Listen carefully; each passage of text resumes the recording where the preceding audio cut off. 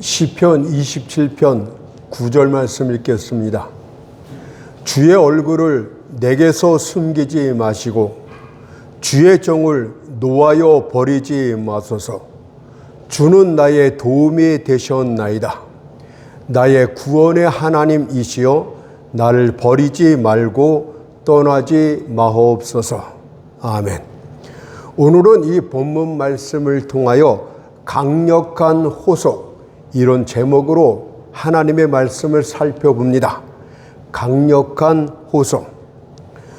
우리가 공경에 처했을 때 도와줄 자를 찾는 것은 당연지사입니다. 그러나 만일 도와줄 사람을 찾지 못해 우왕좌왕하게 된다면 그 위험은 우리를 덮치고 말 것입니다. 여우가 어디로 달아날지 몰라 머뭇거리고 있다면 사냥개에게 잡히고 말 것입니다. 사람은 돕는 자가 아닙니다. 비로 흐르는 강물처럼 급하게 지나가는 수많은 얼굴들 가운데서 도와줄 사람을 찾는다 할지라도 서글프게도 우리의 사정을 들어줄 자는 한 명도 없습니다. 설령 어떤 친구가 도왔다 할지라도 그것은 한 번으로 족합니다. 왜냐하면 다음번에 다시 찾게 된다면 심하게 실증을 내게 될 것이고 자신의 관담의 바닥을 드러낼 것을 노골적으로 표출할 것이기 때문입니다. 그래서 이사야 2장 22절에서 이렇게 권고도 합니다. 너희는 인생을 의지하지 말라. 그의 호흡은 코에 있나니 수에 칠 가치가 어디 있느냐.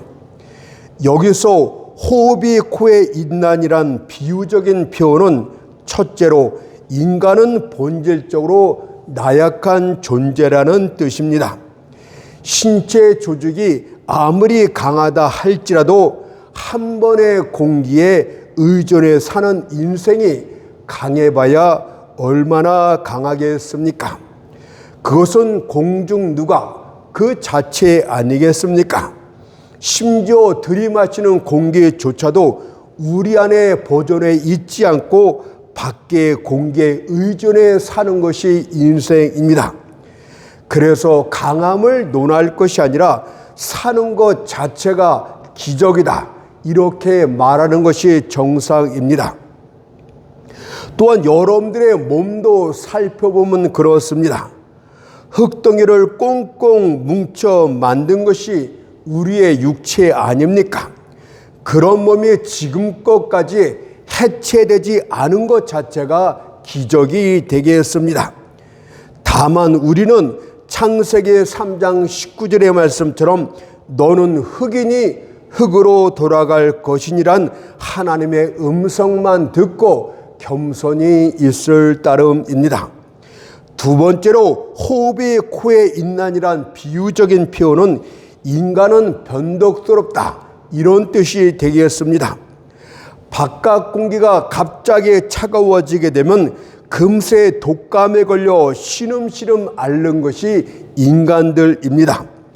다시 말하면 외부의 이런저런 사정에 따라서 변덕스럽게 변하는 존재가 인간이라 이 뜻입니다.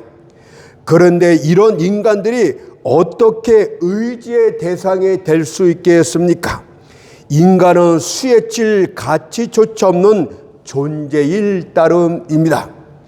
이에 반해서 하나님께서는 우리의 유일한 의지의 대상이 되십니다.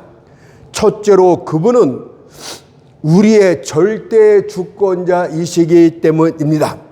우리는 지배를 받는 존재이지만 여호와 하나님께서는 모든 것을 자기 뜻대로 주관하십니다. 다니엘서 4장 35절을 보니까 하늘의 군사에게든지 땅의 거민에게든지 그는 자기 뜻대로 행하시나니 라고 말씀하고 있듯이 모든 영적인 존재, 육체적인 존재도 그분 뜻대로 주관하고 있음을 선포합니다. 또한 사무엘상 2장 6절 7절도 그것 아니겠습니까? 여호와는 죽이기도 하시고 살리기도 하시며 음부에 내리게도 하시고 올리기도 하시는도다. 여호와는 가난하게도 하시고 부하게도 하시며 낮추기도 하시고 높이기도 하시는도다. 여러분들을 높이거나 낮추시는 분, 여러분을 가난하게 하거나 부하게도 하시는 분, 여러분들의 생사 화복을 주관하시는 분이 그분이시기 때문에 우리는 그분만 의지해야 됩니다. 또한 우리는 변덕스러운 존재이지만 여호와 하나님은 변함이 없으신 분이기 때문입니다. 우리는 불의하지만 그분은 의로우신 분이시기 때문에 의지의 대상이 되십니다. 요한일서 1장 9절을 보니까 저는 미쁘시고 의로우사 이렇게 말씀하셨습니다. 따라서 다윗은 자신의 전 인생을 통해서 주는 나의 도움이 되셨다고 고백을 했습니다. 다윗은 자신의 인생의 성공 이유를 어떤 강력한 인간 후원자에게 돌리지를 않았습니다. 뿐만 아니라 자기 자신은 비범한 존재였음에도 불구하고 자기 자신에게도 돌리지를 않았습니다. 오직 자신의 인생이 도움이 되셨던 분은 여호와 하나님 단 한 분뿐이었음을 명백히 하고 있습니다. 그렇다면 여러분들의 인생에선 어떻습니까? 오직 하나님 한 분만이 도움이 되셨다고 고백할 수 있겠습니까? 저의 인생을 살펴볼 때 주님께서는 분명히 나를 간섭하셨던 그런 도움들이 많이 있었습니다.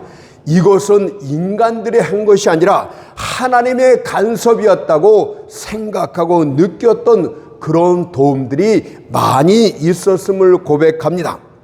그 당시에는 다른 어떤 인간적인 도움들은 있어봐야 소용이 없었습니다. 만일 그때 주님께서 제 인생에 어떤 끊어진 간격을 메꾸어주지 않았다면 저는 이 땅에 이 자리에 존재하지도 못했을 것입니다.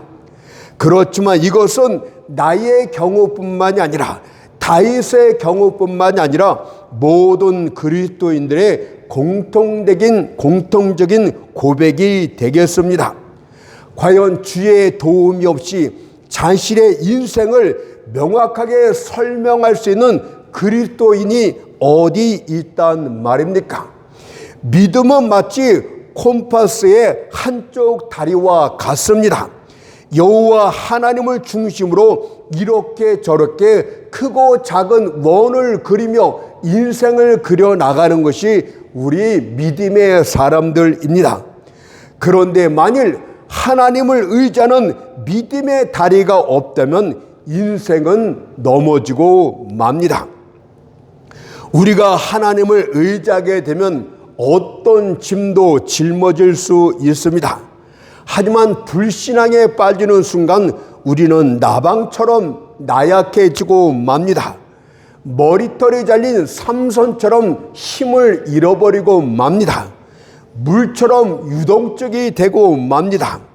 다윗은 본문에서 주는 나의 도움이 되셨다고 한 것은 그가 일개 목동의 자리에서 이스라엘 최고 왕의 자리까지 오르게 된 근원이 바로 주의 도우심 때문이었다는 것을 고백하는 것 아니겠습니까? 그렇다면 과연 다윗의 인생에서 나타난 주의 도움은 어떤 것들이 있을까요? 여러 가지를 살펴볼 수 있겠지만 저는 몇 가지만 오늘 여러분에게 말씀드리고 싶습니다. 먼저 이 도움이란 말부터 이해를 하고 갑시다. 여기서 나타난 주는 나의 도움이라고 할 때 이 도움이라는 말은 하나님께서 아담을 위해서 지으셨던 하와를 지칭하는 말이 되겠습니다. 창세기 2장 18절에서 돕는 배필. 돕는 배필이라는 것은 남자와 여자가 연합해서 한 몸을 이룬 것 자체를 뜻하는 대상이 아니겠습니까? 우리의 인생에서 마치 하나님은 돕는 배필처럼 우리와 하나가 되어서 계속적으로 도와주셨다는 것을 가르쳐 줍니다. 하나님의 도우심은 믿는 자들에게 나타나는 도우심은 우연히 한두 번 나타나는 그런 도움을 말하는 것이 아닙니다.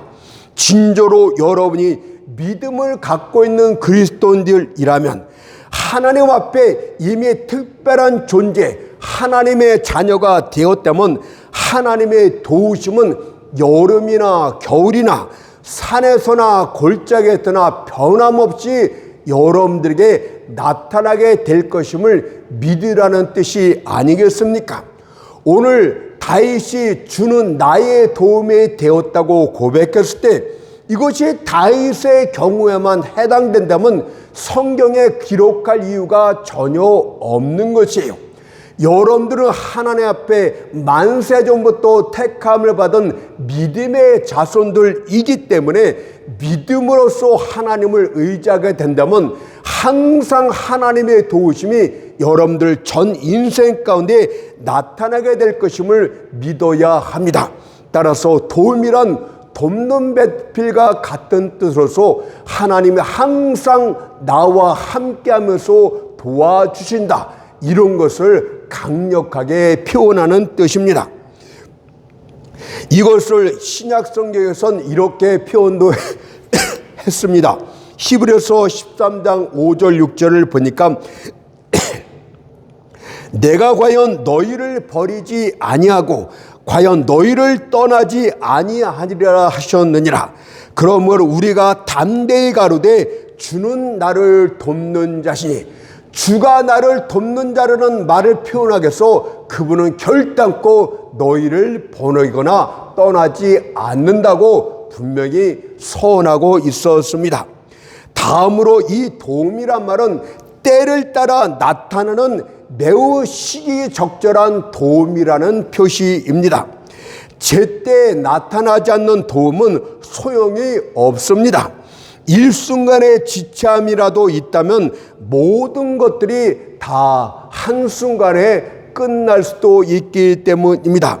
그래서 히브리서 4장 16절을 보니까 우리가 긍휼하심을 받고 때를 따라 돕는 은혜를 얻기 위하여 라고 말씀하고 있듯이 하나님의 도우심은 여러분들이 가장 필요로 할 때 적재적시에 적재적소에 나타나게 되는 도움이다, 이렇게 말하고 있다면 여러분들이 위급한 때, 슬플 때, 죄를 범하기 쉬울 때, 여러분들 유혹에 빠질 때 항상 도움을 구하게 되면 하나님의 도움은 정확하게 필요할 때 그 시간에 나타남을 믿으십시오.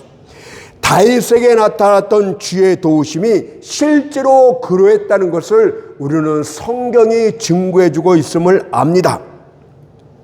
따라서 우리가 오늘 본문을 통해서 살펴볼 내용이 두 가지가 있는데, 하나는 다윗의 과거의 경험입니다. 주는 나의 도움이 되셨나이다. 그의 과거를 돌이켜볼 때 주님이 나의 도움이 되었다고 추억하는 경험을 말합니다. 두 번째는 강력한 호소를 말합니다. 주님이 진저로 신실하다면, 이 말씀에선 신실하심이 핵심이 되겠어요.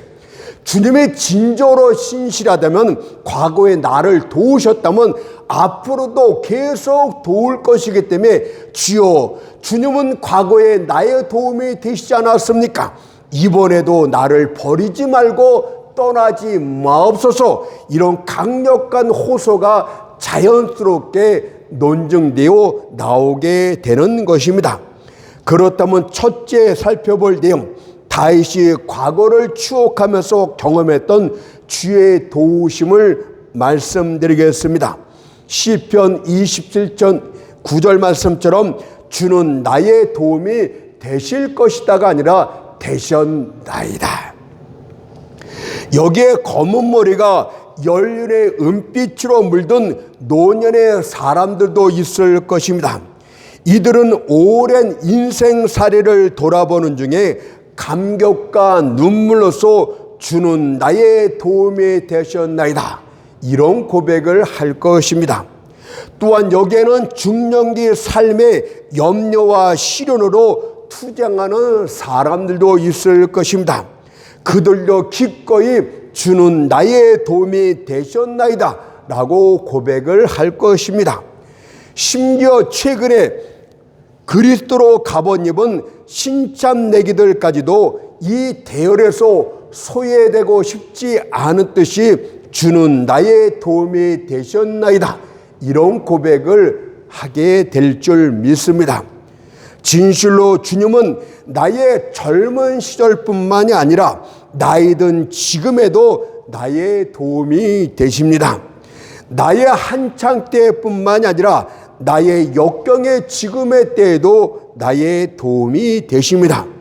주님은 나의 최후의 순간까지도 마지막 호흡을 몰아쉬는 그 순간에도 나의 도움이 되어 주실 줄을 확신합니다. 그렇다면 다윗을 한번 살펴봅시다.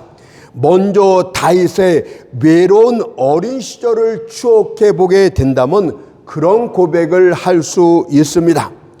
다윗은 양치는 소년으로서 집을 떠나 유대의 거친 들판에서 홀로 날들을 보내야 했습니다. 그의 형제들과의 관계는 마치 요셉을 팔았던 그의 형제들의 모습과 유사합니다. 형제들은 그를 시기하고 경멸했습니다. 따라서 가련한 다윗은 가족들로부터 멀리 떨어져 있었던 외톨이 신세가 되었고 멸시의 대상으로 자라나야 했습니다. 심지어 그의 아비 이새조차도 그를 다정하게 막내라 부르지 않고 말째라고 부름으로써 그를 업신여겼음을 성경이 말합니다. 사무엘 선지자가 하나님의 명을 따라 이새의 아들 가운데 택함 받은 자에게 기름 부음을 하기 위해 그들 집에 들렀을 때에도 다윗만큼은 그곳에서 보여질 가치조차 없는 자로 취급되어 양떼를 치러 혼자 멀리 보내지기도 하였습니다. 그러나 그런 외로운 어린 시절을 보내면서도 그는 주는 나의 도움이 되셨나이다 라고 말할 수 있었습니다. 이것은 양떼를 치며 불렀던 그의 노래가 이것을 증명하기 때문입니다. 시편 23편 1절에 보니까 그의 어린 시절에 외로운 목동 시절에 이렇게 고백을 합니다. 여호와는 나의 목자시니 내가 부족함이 없으리로다. 가족들로부터 외톨이고 따돌림을 당했다 할지라도 그는 하나님과 늘상 교제를 하는 중에 여호와는 나의 목자시니 나를 돌보시는 자니 내가 부족함이 없으리로다고 고백하고 있지 않습니까? 다윗의 부모는 그를 외면했지만 하나님은 그와 함께 하시고 그의 동무가 되어 주셨습니다. 비록 그의 형제들로부터는 이방인 취급을 받았지만 하나님께서는 그를 특별히 택하사 이스라엘 왕으로 기름 부으셨습니다. 사무엘상 16장 12절 13절이 그것입니다. 여호와께서 가라사대 때 이가 그니 일어나 기름을 부으라. 사무엘의 기름불을 취하여 그 형제 중에서 그에게 부었더니 그날 이후로 다윗이 여호와의 신에게 크게 감동되니라. 다윗은 외로운 목동 시절을 어린 시절을 보냈지만 그는 영적으로 성령에 감동되어 하나님과 함께했던 사람이었기 때문에 주는 나의 도움이 되셨나이다. 이런 고백을 할 수 있었습니다. 두 번째로 다윗이 홀로 있던 외로운 시절을 벗어나 공적인 생활로 들어갈 때도 그러했다고 할 수 있겠습니다. 다윗은 아주 이상한 방식에 의해서 공적 생활로 들어가게 됩니다. 그가 아비의 심부름으로 전쟁터에 있던 형들에게 떡덩이를 가져다 주게 되었을 때 그는 그곳에서 블레셋 장군 거인 골리앗의 참남된 말을 듣게 됩니다. 그러나 이스라엘 중 어느 누구도 감히 거인 골리앗과 맞서 싸우려 하지 않았습니다. 이를 본 다윗은 사울 왕에게 자신이 골리앗과 맞서 싸우겠다고 말합니다. 그렇지만 사울 왕은 소년 다윗의 외수함을 보고 허락지 않습니다. 그러자 다윗은 지난날 자신이 들판에서 양떼를 치고 있을 때 사자와 곰이 나타나 양을 움켜주려 하였을 때 주의 도우심으로 그런 짐승들을 때려 죽인 이야기를 사울 왕에 하며 설득을 합니다. 그리고 이번에는 주의 도우심으로 인하여 거인 골리앗을 짐승처럼 쓰러뜨리겠다고 이야기하자 사울이 허락을 합니다. 그러나 과연 칼과 창과 방패로 무장한 거인 골리앗을 어떻게 소년 다윗이 이길 수 있겠습니까? 하지만 다윗은 확신에 찬 목소리로 다음같이 외치며 골리앗과 맞서 싸웁니다. 사무엘상 17장 45절 보니까 너는 칼과 창과 단창으로 내게 오거니와 나는 만군의 여호와의 이름 곧 내가 모욕하는 이스라엘 군대의 하나님의 이름으로 가노라고 외칩니다. 다윗이 힘껏 던진 물맷돌은 골리앗의 이마에 박혔고 그가 땅에 넘어지자 그의 칼로 그를 죽이고 피가 뚝뚝 떨어지는 그의 머리를 들고 돌아오게 됩니다. 그때가 바로 주는 나의 도움이 되셨느라고 말할 수가 있겠습니다. 다윗에게 하나님의 기름 부음을 하셨습니까? 그러나 다윗 자신의 힘으로는 결코 이스라엘 가운데 나갈 수 있는 형편이 아니었습니다. 하나님은 이렇게 단순한 사건을 일으켜서 거기서 혁신적인 성공을 일으킴으로써 그를 강제적으로 공적 생활로 이끌었던 것을 보게 될 때 다윗은 훗날 여호와께서 나의 도우심이 되므로 나를 목동의 시절에서 이스라엘 공적 생활로 이끄셨다고 고백할 수 있습니다. 뿐만 아니라 다윗이 사울의 궁전에 있을 때 사울의 살인 위협으로부터도 그러했습니다. 다윗이 거인 골리앗을 죽임으로 일순간에 이스라엘의 영웅이 되자 사울은 시기심으로 질투하기 시작합니다. 사울 왕 앞에서 수금을 켜고 있던 다윗을 향해 갑자기 단창을 던졌습니다. 사울은 창의 명사수였다고 합니다. 그러나 이상하게도 무방비 상태였던 다윗을 맞추지를 못합니다. 한 번쯤은 그런 실수를 할 수 있습니다. 그러나 사울은 두 번째나 거듭 실패했다는 것은 하나님의 간섭이 있었다는 뜻입니다. 사무엘상 18장 10절 11절을 보니까 다윗이 평일과 같이 손으로 수금을 타는데 때에 사울의 손에 착이 있는지라 그가 스스로 이르기를 내가 다윗을 벽에 박으리라 하고 그 창을 던졌으나 다윗이 그 앞에서 두 번 피하였더라. 다윗은 이때 주께서 나의 도움이 되셨느니라고 고백할 수 있지 않겠습니까? 이후에도 사울의 살인적인 위협은 계속되었고 다윗은 끊임없이 도망쳐야 했고 주의 도우심은 계속 나타났습니다. 엔게디 동굴에서도 잡힐 뻔하였지만 주가 건져주셨고 산속에서도 그러했습니다. 여러 차례의 위기가 닥쳐왔지만 어떠한 방법으로든 하나님은 그를 도우심으로 마치 새가 사냥꾼의 올매에서 벗어나듯이 안전하게 그를 지키셨습니다. 시편 124편 7절 8절이 바로 그의 고백 아닙니까? 우리 혼이 새가 사냥꾼의 올매에서 벗어남같이 되었나니 올무가 끊어짐으로 우리가 벗어났도다.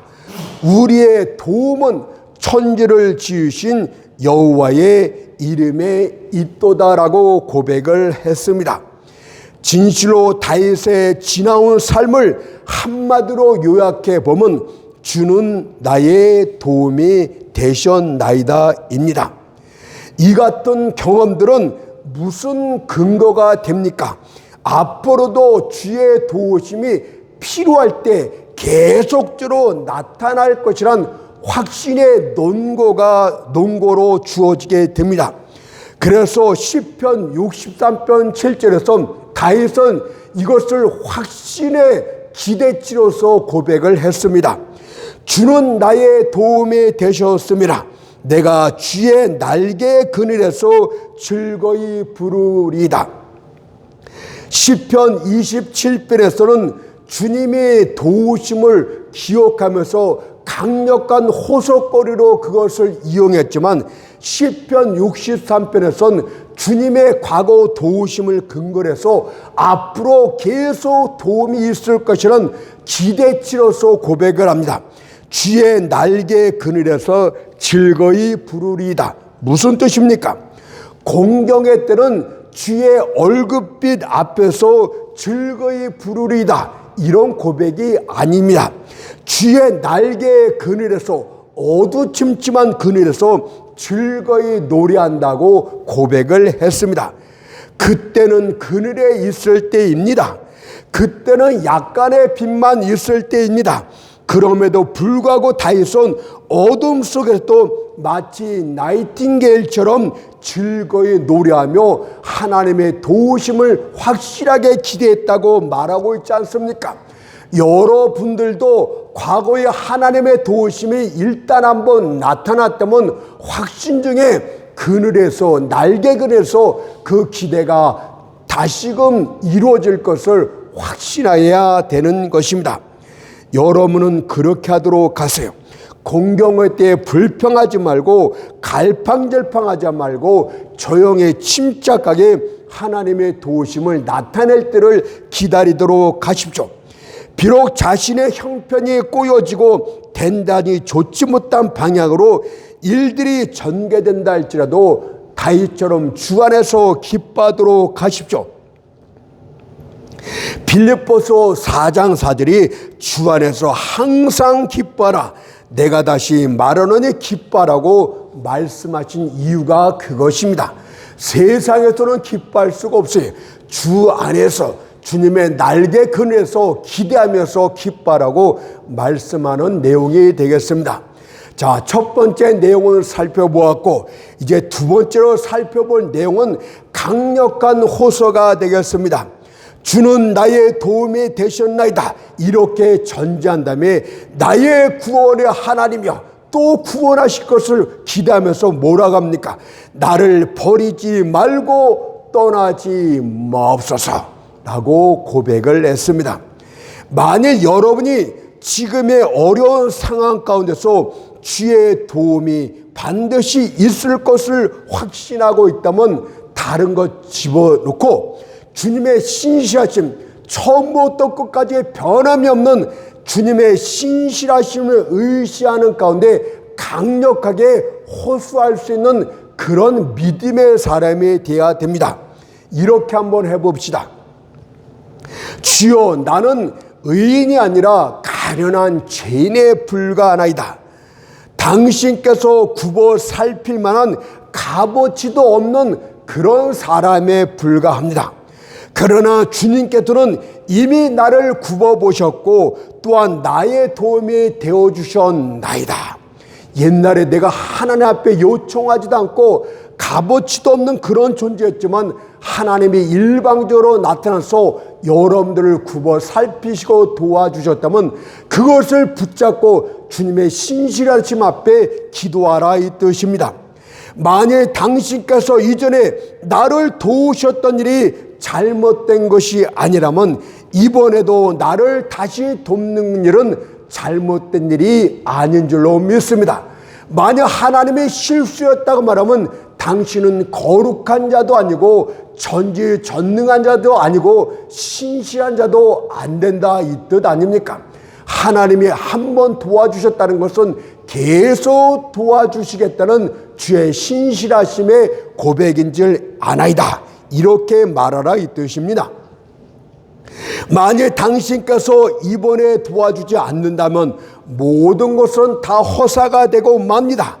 만일 당신께서 끝까지 도와주지 않는다면 지금까지 도와주신 모든 일들은 다 소용이 없게 되고 맙니다. 두렵건대 경건한 자들이 이를 보고 이렇게 조롱할까 하나이다. 저가 믿는 하나님을 보라.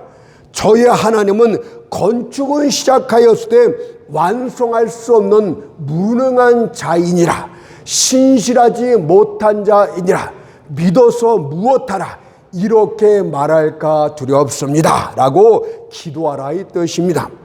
그러니 신실하신 주님이여, 당신께서 벌레 같던 나에게 이미 투자를 하셨다면 끝까지 완성하도록 하십시오. 당신의 손을 떼신다면 당신께서 투자했던 이전 모든 것들은 다 잃어버리게 되는 것입니다. 이렇게 강력하게 호소를 하십시오. 왜냐하면 다윗도 성경을 보니까 그렇게 우리가 말한 것과 똑같이 고백을 했어요. 똑같이 성경이 같은 사람이다. 어떻게 고백했는가 보세요.